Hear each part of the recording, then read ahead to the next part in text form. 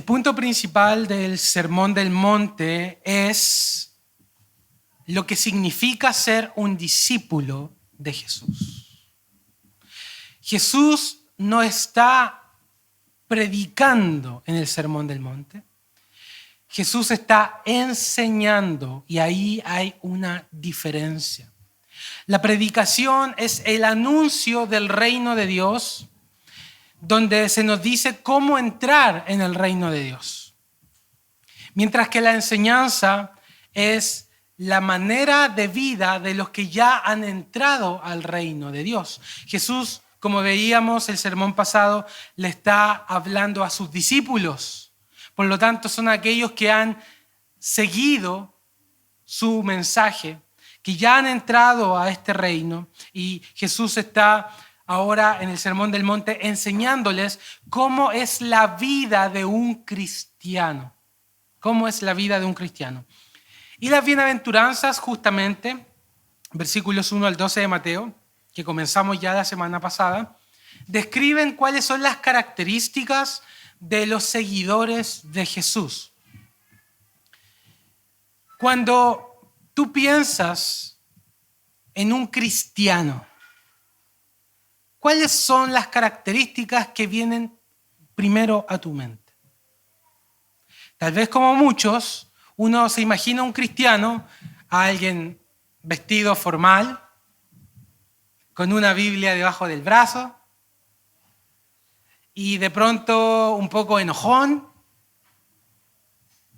que juzga a otros. Tal vez eso se nos viene a la mente cuando alguien dice cuáles son las características de un cristiano. Pero Jesús justamente en la bienaventuranza está haciendo eso, está presentándonos una imagen, características de sus discípulos. ¿Cómo son aquellos que le han seguido? ¿Cómo son aquellos que le han aceptado? Que son sus seguidores.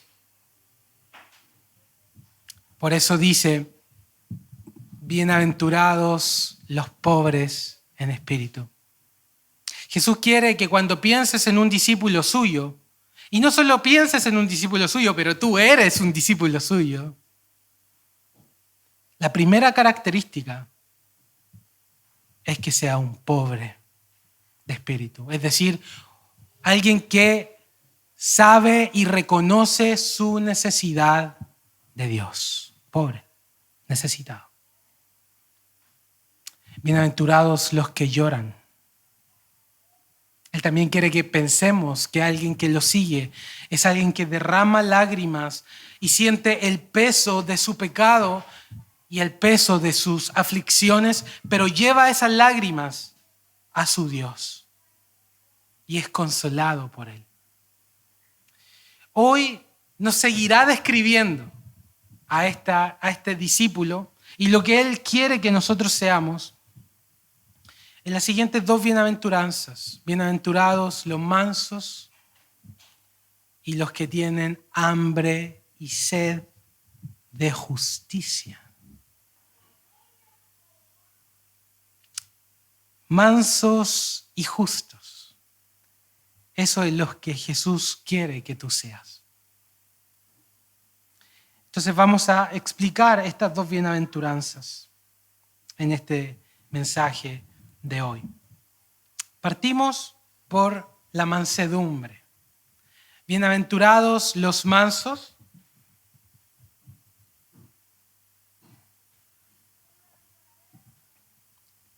porque ellos recibirán la tierra por heredad. La mansedumbre nace de las dos bienaventuranzas anteriores. Es como una escalera. Nadie puede ser manso si primero no es pobre de espíritu, o sea, necesitado, que sabe su necesidad de Dios. Tampoco puedes ser manso si no has llorado por tus aflicciones y por tus pecados y has llevado esas lágrimas a tu Dios. Porque piensen que es lo contrario de ser un pobre o un llorón. Es ser alguien justo en sus propios ojos, alguien orgulloso. Y un fariseo no es manso. El orgullo y la mansedumbre no van juntas. Por el contrario, quien es pobre y ha llorado, comienza a conocer su dependencia de Dios. O sea, lleva esa necesidad, lleva esas lágrimas a su Dios y por lo tanto sabe que necesita de Él. Por lo tanto, la mansedumbre nos presenta a este discípulo que es pobre y que ha llorado, pero ahora también en su trato con sus semejantes y especialmente cómo reacciona cuando es herido por otros, cuando es dañado, cuando es defraudado por los demás. Se supone comúnmente que la mansedumbre tiene que ver con debilidad. Ustedes ya han escuchado el dicho, incluso dentro de la iglesia, el cristiano es manso, ¿no? ¿Ve quién lo sabe? El cristiano es manso, no menso. Pero detrás de esa frase está la idea de que la mansedumbre es propia de quien no puede defenderse o de quien no tiene el poder para defenderse. Pero la palabra mansedumbre en el contexto bíblico no tiene que ver con alguien que sea débil o impotente o falto de recursos para defenderse. Por el contrario, es alguien que tiene y podría defenderse. Incluso podría ganar el argumento. Podría ganar la pelea. Pero decide no hacerlo. La mansedumbre en el contexto del griego, el idioma original del Nuevo Testamento, se usaba siempre la imagen para describirla del caballo, el caballo manso. El caballo manso no es débil. Hablamos así, tiene caballos de fuerza para referirnos a una unidad de medida de potencia, caballos de fuerza. El caballo tiene la fuerza y el poder para dar cosas, para ser incontrolable y para causar un desastre. Pero la mansedumbre del caballo tiene que ver en que ese poder está bajo control. Ha sido domado. Ahora es dócil. Entonces Jesús está diciendo, bienaventurados los mansos, porque ellos recibirán la tierra por heredad. Y si ustedes pusieron atención al Salmo 37:11, es una cita directa de ese versículo. Jesús está llamando nuestra atención a ese pasaje del Antiguo Testamento. Ese pasaje fue escrito por el rey David, el salmista, y él estaba siendo perseguido y oprimido por sus enemigos. Pero él no reacciona vengativamente ante esa opresión, ante ese daño, sino que soporta con paciencia ese gravamen y no busca venganza, sino que confía y se encomienda a Dios. Versículos 1, 5, 7, 8 y 11 del Salmo 37 dicen, no te impacientes. Paciencia delante del daño. No te impacientes delante de los malignos. Encomienda a Jehová tu camino. Confía en Él.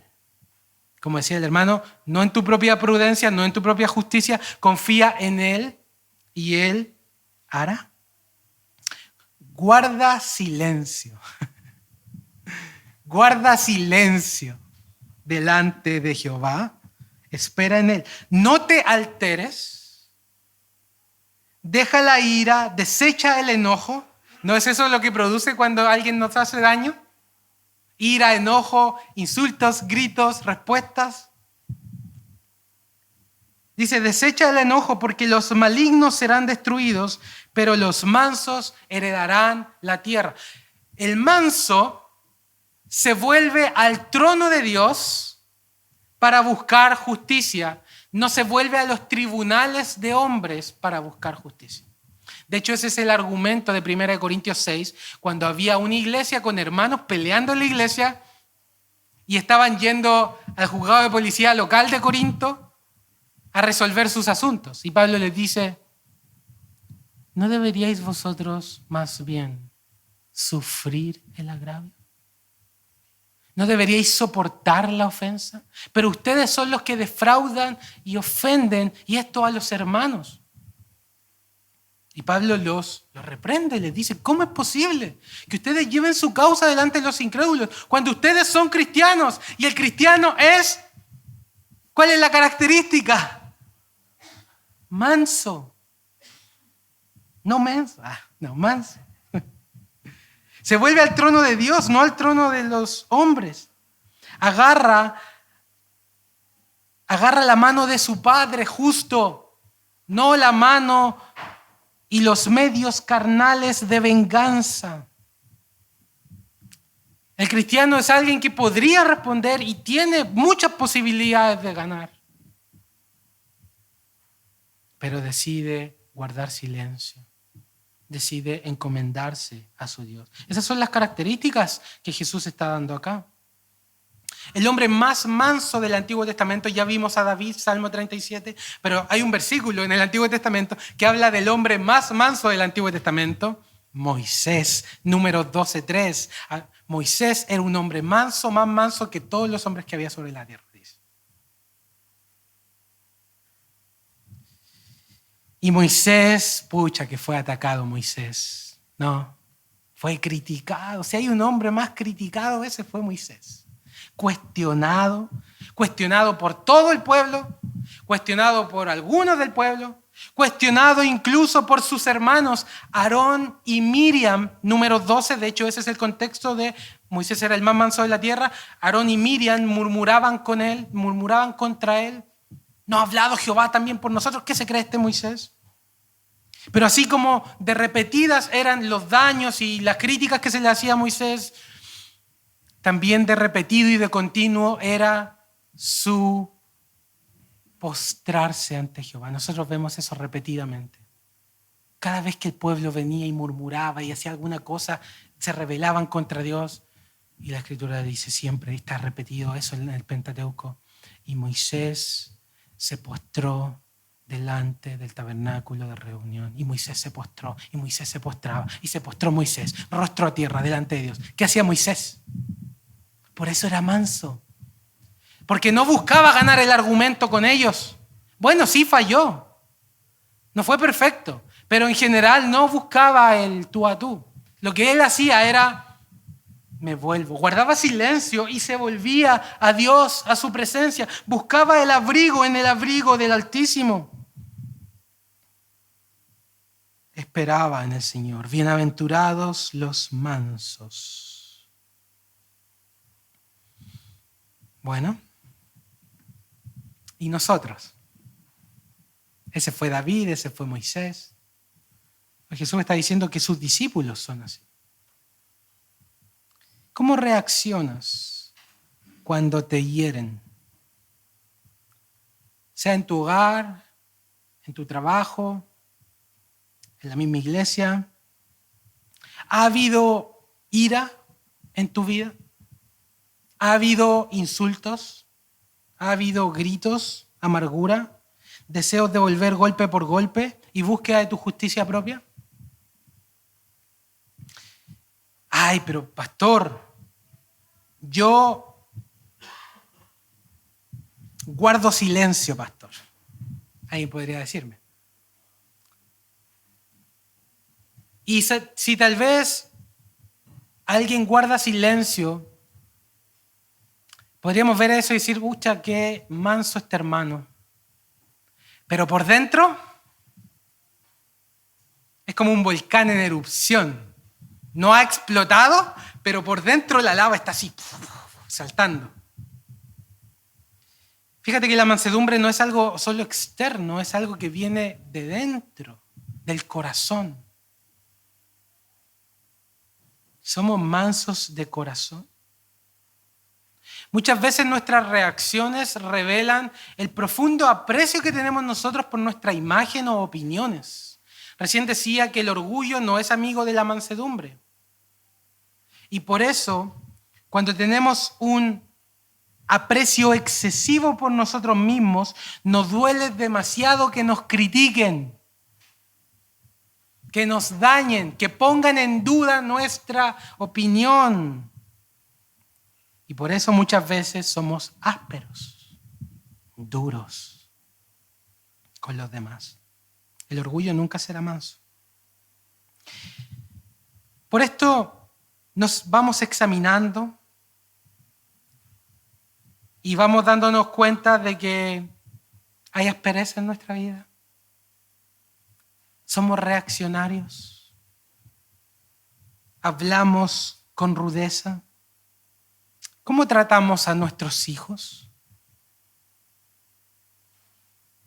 Podría decirse que mi reacción con mis hijos es mansa. ¿Soy una madre mansa? ¿Soy un padre manso? ¿Cómo tratamos a nuestros cónyuges cuando fallan? ¿Somos mansos para con ellos? ¿Cómo reaccionamos con ese compañero de trabajo que siempre está poniéndonos el pie para que tropecemos? ¿Que siempre está hablando mal de nosotros?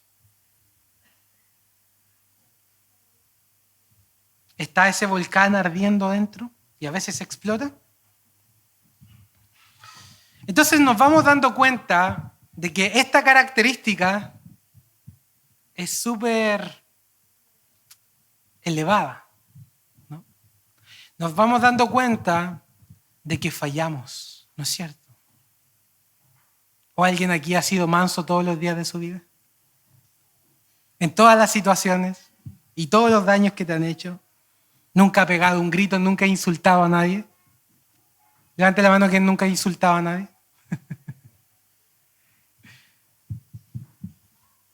Ahora, viendo esto que Jesús dice acerca de sus discípulos, ¿cuál es nuestra esperanza? Que si bien tú no has sido manso, tienes un Salvador que te ama, enojón, impulsivo, áspero, y que ha decidido llevar todo eso Él mismo en tu lugar. Tienes un Salvador que te ama a pesar de tus injusticias, a pesar de tus fallas, a pesar de tus pecados. Y donde tú y yo no hemos cumplido ese mandamiento, ser mansos, al mirar a Jesús, ¿qué es lo que encontramos? Oh, Él es manso. Él es manso. Manso Jesús. ¿Tú ves la vida de Jesús? Él está vestido de mansedumbre. Él es hermoso porque es manso, es santo. Hebreos 12:2 dice, puesto los ojos en Jesús, autor y consumador de la fe. Y yo también digo, autor y consumador de la mansedumbre. Jesús es manso. Y cuando Jesús fue maldecido por los hombres, ¿qué es lo que nos dicen las Escrituras? Él no respondía con maldición.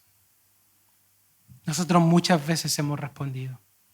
Jesús no respondía con maldición. Cuando padecía, no amenazaba, sino que encomendaba la causa. ¿Te das cuenta? Esa es la mansedumbre. Depender de Dios, encomendar la causa al que juzga justamente. Y no es que Jesús fuera débil o fuera impotente o no tuviera recursos para responder.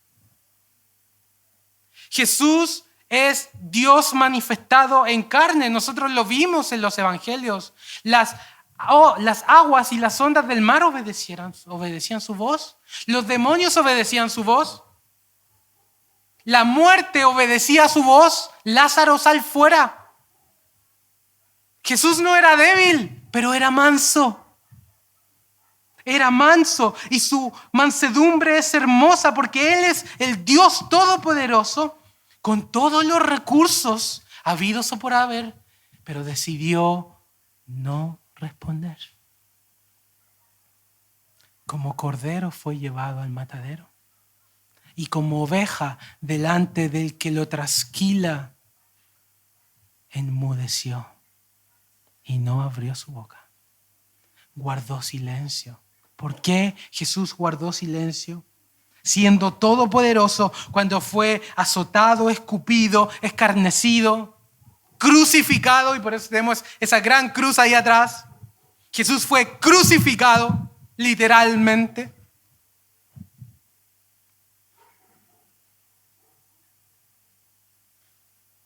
Y que vemos su mansedumbre. Porque en ese sacrificio Él estaba llevando nuestros pecados en su cuerpo sobre el madero. Él estaba llevando tus enojos, estaba llevando tu aspereza, estaba llevando tus insultos que te separan de la gloria de Dios. Y Jesús los tomó y dijo, yo lo cargo por él, yo lo cargo por ella. Y como un cordero fue llevado al matadero y como un cordero manso fue sacrificado en tu lugar y en mi lugar, que ha fallado incontablemente esta característica y este mandamiento que Dios le da a los hombres, bienaventurados los mansos. Entonces, ¿dónde está tu esperanza? Puestos los ojos en Jesús. En Jesús, ahí está tu esperanza. Él no es solo ejemplo perfecto de mansedumbre, Él es el Salvador de los enojones. Él es el Salvador de los impulsivos. Oh, qué esperanza hay en Él. Pero para dejarte enojón e impulsivo, no. Porque yo te hago una pregunta. ¿Has sido tú lavado de tus injusticias por la sangre del Cordero manso de Dios? ¿Has sido lavado? Entonces su voz es hacia tu vida. Acércate, ven, oye la voz de Jesús que resuena como de lejos y te dice, aprended de mí, que soy manso y humilde de corazón. Discípulo del Señor, aprenda de Jesús. Aprenda del Señor. Aprendamos de Jesús, que es manso y humilde de corazón. Las huellas ya están marcadas para que tú sigas el camino que Él dejó para ti. Él no te salva por ser manso. Él te ama a pesar de que no eres manso, pero te llama como su discípulo ahora. Y te dice, aprenda de mí. Pon tu nombre ahí y luego escucha la voz de Jesús. Aprende de mí, que soy manso y humilde de corazón. Por eso cuando te traten injustamente esta semana, mañana, los próximos días, los próximos meses, ¿cuál es mi consejo para ti? Repite su nombre en tu mente. Manso Jesús, Jesús, manso Jesús. Pon tus ojos en Cristo mientras te están hiriendo, mientras te están desgarrando el corazón, mientras te están gritando y te están ofendiendo. Pon tus ojos en Jesús. Y te vestirás del precioso vestido de la mansedumbre. Guardarás silencio no solamente como para morderte, pero incluso si tienes ese volcán al interior tuyo, podrás luego esconderte en un rincón, buscar un lugar donde ir a esconderte, poner tu rostro en tierra y encomendarte a Dios y decirle, Dios, sálvame de mí mismo. Y Él acallará tu alma. Guarda silencio y encomiende su causa y espere. Confíe en su justicia y no en la que usted podría conseguir. Un espíritu manso no se inflamará fácilmente. Por eso, siga estos consejos. 1, mire a Jesús. 2, guarde silencio. Pero ahí no se queda. Tienes que encomendarte al Padre. Porque si solo te muerdes y no te encomiendas, eso va a seguir ardiendo dentro. ¿Entiendes? Es la oración, es en la presencia del manso que recibimos eso para poder hallar descanso para nuestras almas. El manso es más conquistador que Napoleón. El manso es más fuerte que Alejandro Magno. Así está escrito, Proverbios 16. Mejor es el que tarda en airarse que el fuerte, y el que se enseñorea de su espíritu que el que toma una ciudad. Qué fuertes son los generales de antaño.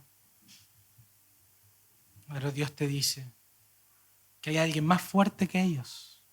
Y por eso este es como el mundo al revés, porque el mundo como que considera a los fuertes de otra manera, como que eleva a otras personas. Pero Jesús dice, no, los que son realmente felices y dichosos son los mansos. Conquiste a través del evangelio su temperamento y será bienaventurado. El mundo exalta a los fuertes que ganan la pelea y que ganan el argumento y la discusión y el debate. A Dios no. ¿A Dios no le importa que tú ganes el debate? ¿A Dios no le importa si tú tienes la razón o no? ¿Sabes lo que le importa a Dios? Que tú esperes en Él. Que esperes en Él. Y Él te dará justicia. Él es el Padre justo. La verdadera fortaleza y felicidad. Porque el cristianismo no es el mundo de los aburridos y de los, ya lo he dicho otras veces, la bienaventuranza significa eso, ser feliz, ser dichoso, está en esperar en Él. Porque Él es la fuente de justicia, paz y gozo. Así que todo aquel que depende de Él, ¿qué tiene?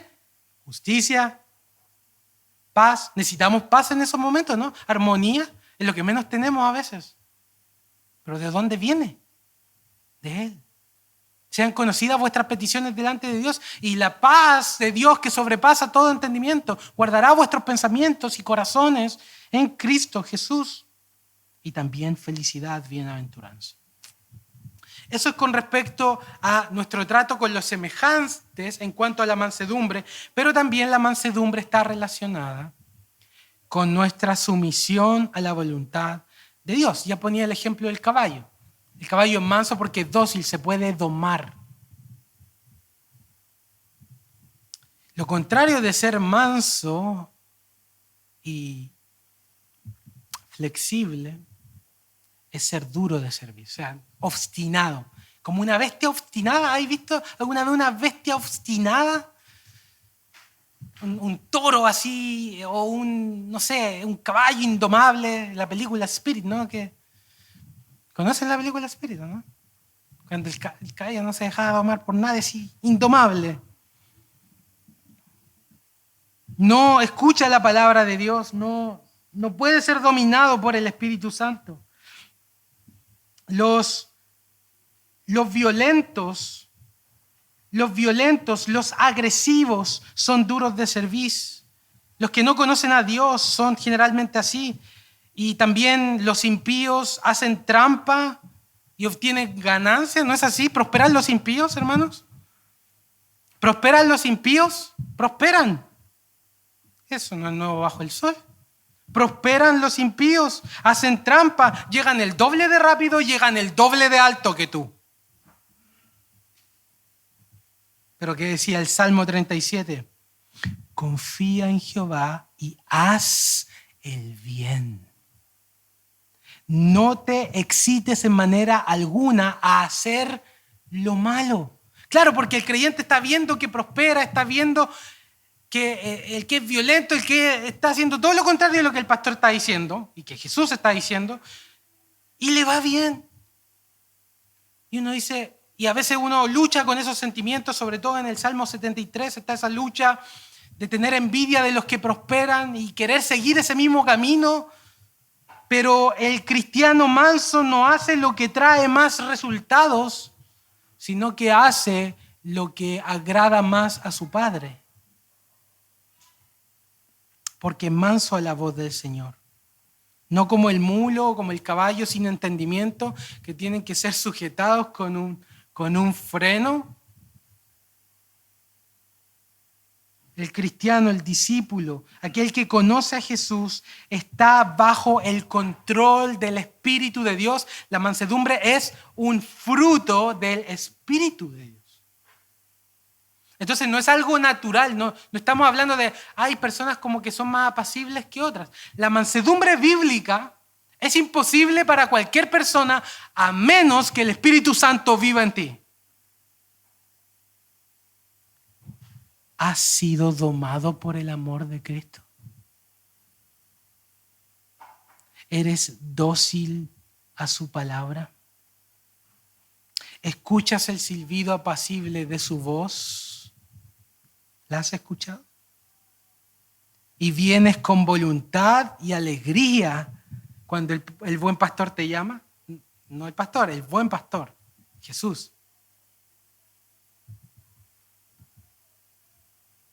El manso está bajo el control de Dios. Por eso el discípulo cristiano no pregunta, ¿cuánto es lo mínimo que tengo que hacer para ser cristiano?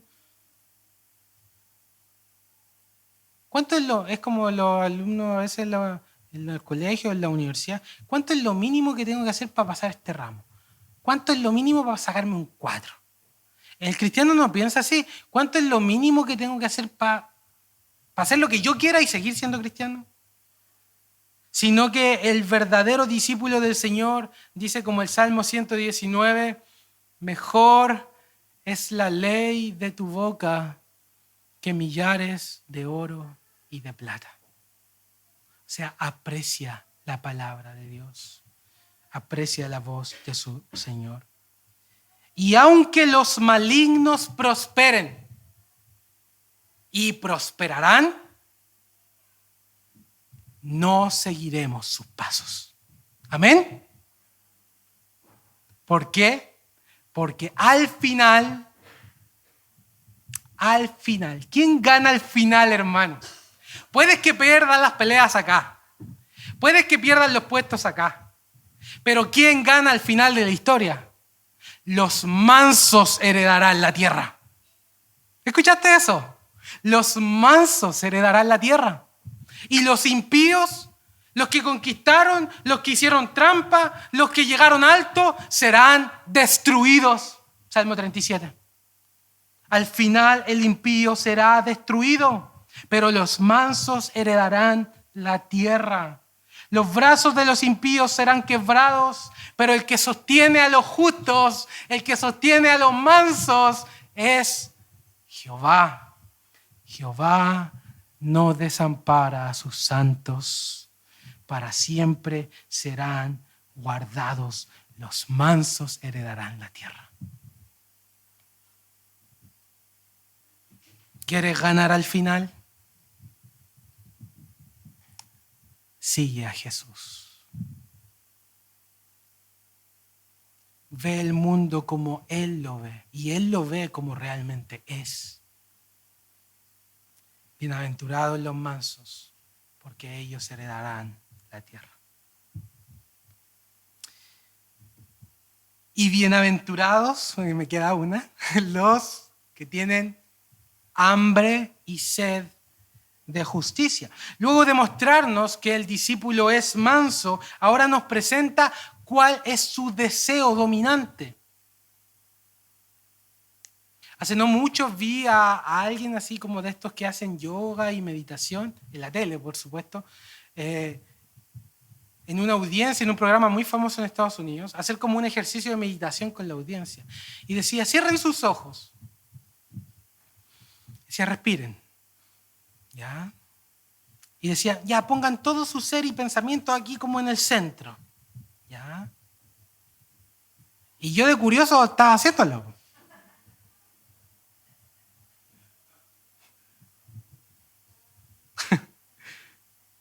Ya estaban todos con los ojos cerrados, incluyéndome yo. Y él hizo una pregunta muy interesante. En ese estado de quietud, de silencio, de sosiego, dijo, ¿qué es lo que más quieres? ¿Qué es lo que más quieres?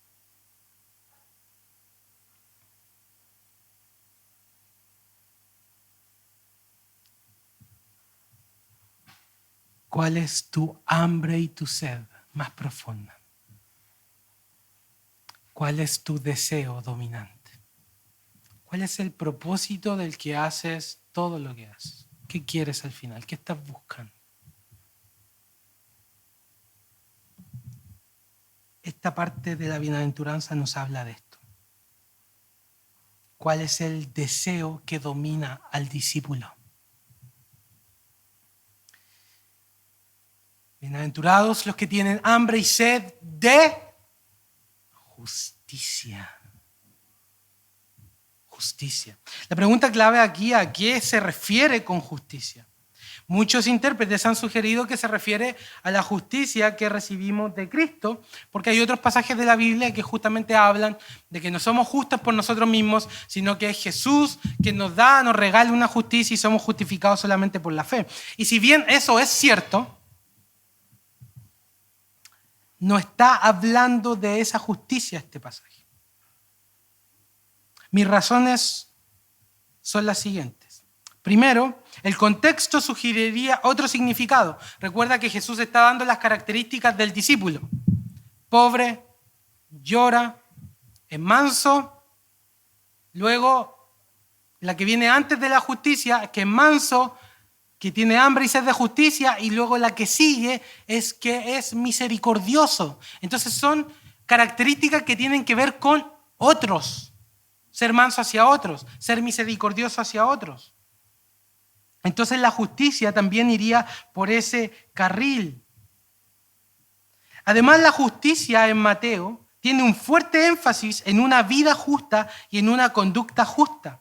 Por ejemplo, un poquito más adelante, en 5:10, dice, bienaventurados los que padecen persecución por causa de la justicia. O sea, como son justos, hacen justicia, son perseguidos.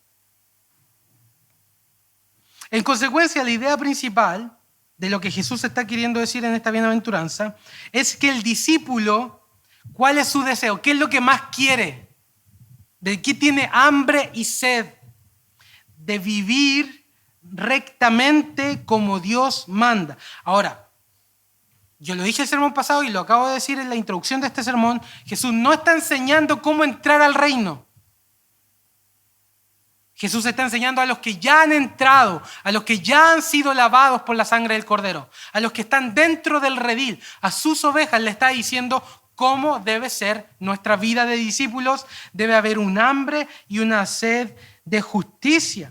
No solo quieren escapar del castigo, quieren agradar a su Padre. Y esto del hambre se da justamente antes de Mateo 5, en Mateo 4, cuando Jesús está en el desierto. Y alguien le pregunta a Jesús algo acerca del hambre. Le dice, Jesús tenía hambre. Entonces alguien se acercó a Jesús. ¿Quién? Satanás se acercó a Jesús. ¿Y qué le dijo Satanás? ¿Recuerdan la tentación en el desierto, Mateo 4:4? ¿Qué le dijo? Si eres hijo de Dios, manda que estas piedras se conviertan en pan. ¿Tienes hambre, Jesús? Bueno, tú eres el Hijo de Dios, ¿o no? Haz que estas piedritas se conviertan en pan. A ver el truco de magia. ¿Qué respondió Jesús? Ya, pero analicemos la respuesta. No solo de pan vivirá el hombre, sino, o sea que hay otra hambre. ¿Se dan cuenta? Hay otra hambre. Hay un hambre cuando, ahora ya qué hora es, ya empieza a sonar está esa hambre, ¿cierto? De la 1:10 de la tarde ya no está dando hambre. Pero Jesús dice, hay otra hambre, Satanás. Hay otra hambre. No solo de pan vivirá el hombre, sino de toda palabra que sale de la boca de Dios. O sea, Jesús le dijo a Satanás que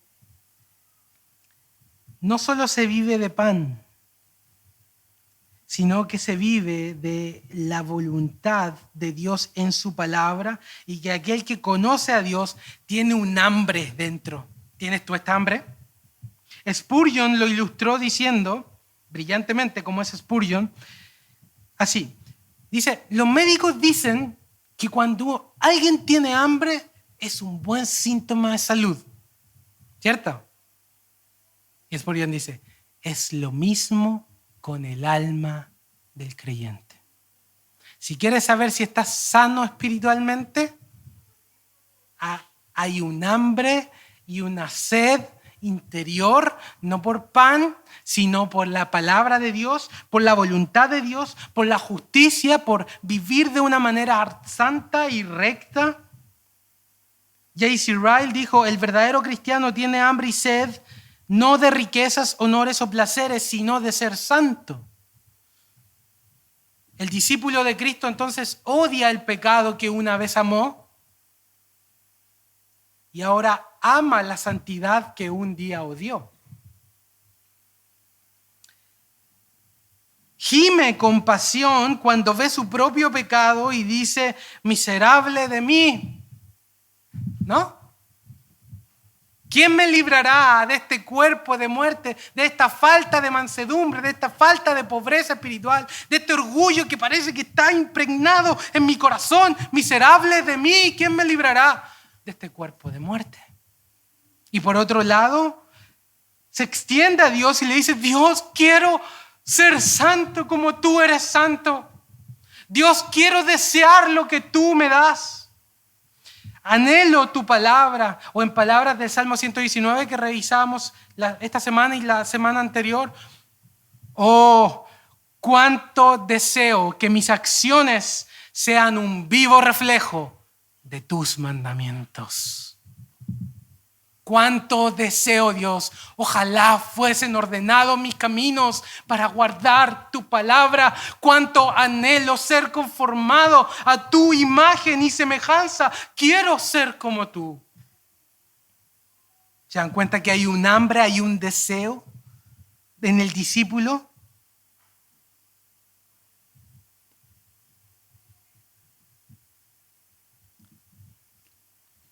Entonces, sin la parafernalia de ese comunicador que yo vi en la tele, te voy a hacer la misma pregunta. Respira un momento, sosiega tu mente y tu corazón y pregúntate qué es lo que más deseas en este mundo.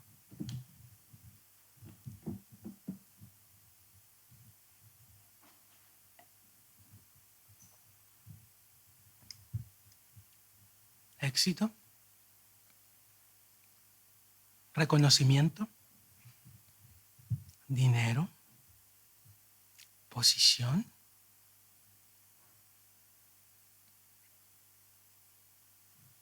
¿Cosas? ¿O la respuesta es santidad, justicia, agradar a Dios? Tu hambre más profunda será el sol de todo tu sistema. O sea, todo queda organizado como un sol alrededor de lo que más quieres. Si es Dios y su voluntad, entonces tu vida queda organizada alrededor de eso. Y yo quería que reflexionáramos en una cosa más. ¿Cómo sería para ti un día ideal? ¿Cómo es tu día perfecto? Muchos responderían, no, descansar, estar en la playa, mirando, relajarme. No sé, hermanos. Que llegue a mi cuenta, que alguien se equivoque y me deposite 10 millones. No sé. Ser el que más manda en mi trabajo. No sé.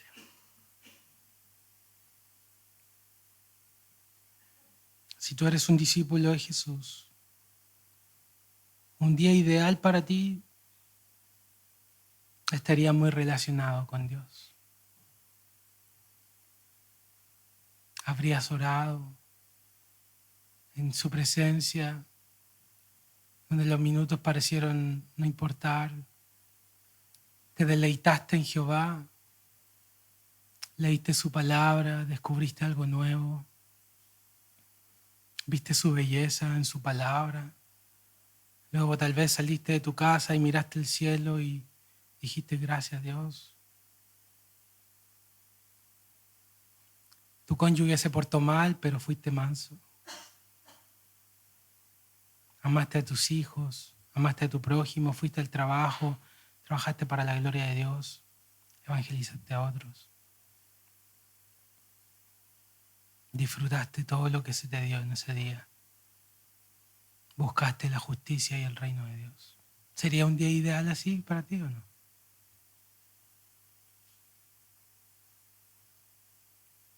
Estuviste cerca de Jesús y todo fluyó del Espíritu Santo en ese día. Si lo anhelas, esta es su promesa. Bienaventurados los que tienen hambre y sed de justicia, porque ellos serán saciados. Si esa es tu hambre más profunda, conocer a Dios, seguir a Dios, agradar a Dios. Si esa es tu hambre más profunda, si el Espíritu ha puesto ese deseo en tu interior, Él mismo se encargará de saciarte completamente y de producir todo eso que estás anhelando en lo más interno de tu corazón. Todas las bendiciones espirituales están en Cristo. Eso dice Efesios 1:3. Bendito sea el Dios y Padre de nuestro Señor Jesucristo, que nos bendijo con toda bendición espiritual en los lugares celestiales en Cristo. Toda bendición espiritual está unida a Jesús. La mansedumbre, por lo tanto, está unida a Jesús. El hambre y sed de justicia está unida a Jesús. Pon tus ojos en Cristo y serás saciado. Serás justo hacia otros. Si tienes un cargo de jefe, darás remuneración justa. No te aprovecharás de tus empleados, no mentirás, no defraudarás a otros. Si eres alguien que está sometido a otros, buscarás honrar y respetar a tus autoridades. Serás honesto y todos tus tratos serán justos, de justicia. Vivirás delante de Dios y no delante del ojo humano. Hambre y sed de justicia. Las primeras 3 peticiones del Padre Nuestro, ¿cómo son? Santificado sea tu nombre. Eso es lo que más quiere el discípulo. Santificado sea tu nombre. Dios, quiero que tú seas santo y tu nombre sea atesorado en mi vida y en todo el mundo. Señor, quiero que venga tu reino. Quiero ver tu carácter reflejado en toda mi ciudad, en mi familia. Lo anhelo, lo deseo, lo busco. Hágase tu voluntad en la tierra como es hecha en el cielo. ¿Quién hace la voluntad en el cielo? Los ángeles. La hacen de una manera perfecta. Dios habla y los ángeles obedecen. Y Jesús nos enseñó a orar así. Que obedezcamos como los ángeles. Y que toda la tierra obedezca como los ángeles. Y haga tu voluntad y ame tu palabra. Y sus caminos sean ordenados para seguir tus mandamientos. Y ojalá que todos en esta congregación seamos mansos y humildes y pobres, y que lloremos por nuestros pecados, y que anhelemos la justicia y tratemos bien a nuestro prójimo y amemos a nuestras familias.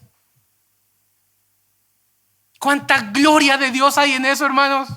De ver el carácter de Dios reflejado en este mundo. Esa es su promesa, que el conocimiento de Jehová cubrirá la tierra como las aguas cubren el mar. Y el discípulo quiere eso, lo anhela.